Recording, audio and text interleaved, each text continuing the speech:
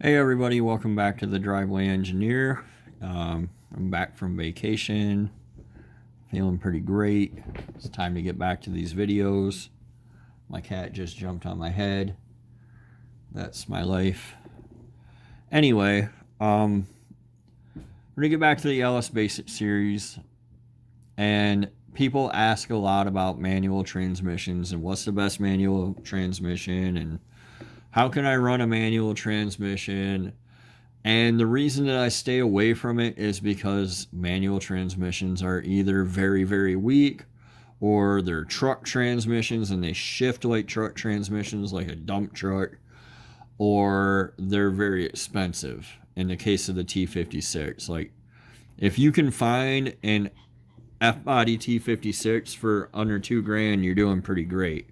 It adds up to a lot of money when you can go to the junkyard, grab a 4L80 for $200 and jam a $500 converter in it and a $100 shift kit and go run tens or nines for a year or two. You know, I get it. I get that everybody wants the man pedal and they want to be banging gears because they know how to shift better than any computer and all of that. And it's, you know, it is more fun to drive a manual because you can do silly stuff. But people that believe that probably never had like a good converter in a good automatic. But anyway, there is an option on the market, and I don't see it covered a lot. It's starting to be covered more. It's pretty tempting. So I decided to do a video on it and break it down and see what we could get it done for. So the option is the Fabit AR5 to LS adapter. The AR5 transmission is evolution of the old Aisin R154 or whatever the number is. The one that used to be in the Supra, and a bunch of other crap. I don't know what else it was in. I'm not going to say it because then I'll be wrong and then the whole internet will want to correct me. So the AR5 is basically a newer version of the old R154. It's most commonly found in the Chevrolet Colorado, like the older little ones from like '05 to 10 or 11, whenever they ran. It's found in the 4-cylinder and the 5-cylinder version. And the Colorado ones are better because they have a yoke on them. It's also found in the Saturn Sky and the Pontiac Solstice. But that one has a flange, like a Ford 8.8, where you're supposed to bolt a CV to it. And that's kind of a little bit of a debacle. The guys at Fabit have an adapter, they say, but it's sold out. And it's probably easier and cheaper just to get one from a Colorado.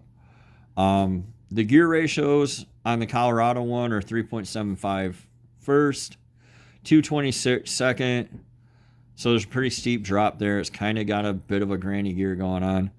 A 137 third, 1-to-1 fourth, and a 0.73 overdrive. I guess they used to come in the Isuzu Trooper too, and I would definitely avoid those because they're going to be 4-wheel drive. Unless you have a 4-wheel drive, and then I have no idea how they bolt to a transfer case. So to get everything from Fabit, and they'll sell you everything, you need the Fabit AR5 adapter kit here, which is $420. And then it's meant to adapt an AR5 to a 4L60E bell housing because the newer style 4L60s have a removable bell housing. So you need to get a 4L60E bell housing. And this was all it seemed pretty appealing when I first saw it, and I was pretty excited about it. And I almost abandoned my plan to go with a 4L80 to do this, but I didn't want to get bogged down in some more, nonsense. You can see the adapter here. I was able to find the adapter for $75 online. They will sell you one that's already modified. You have to grind a couple things and drill a few holes. They'll sell you one for $118.97. So I broke this down two different ways. The base kit is $420. The kit with everything is $1,245.92. So you can just get everything from Fabit and then add about a $400 transmission and be at 1645 for everything and be done. That's probably $400 to $600 less than you're going to find a T56 for. So it's still kind of a deal, but at that price, I wouldn't really be interested. Here's one for $200, and then it's like $200 shipping. You can just go to your local LKQ, like the side that pulls parts, and have them. They'll ship it from anywhere in the country to their local store for you. There's a bunch of them. They're all over the place. Get whichever one you want.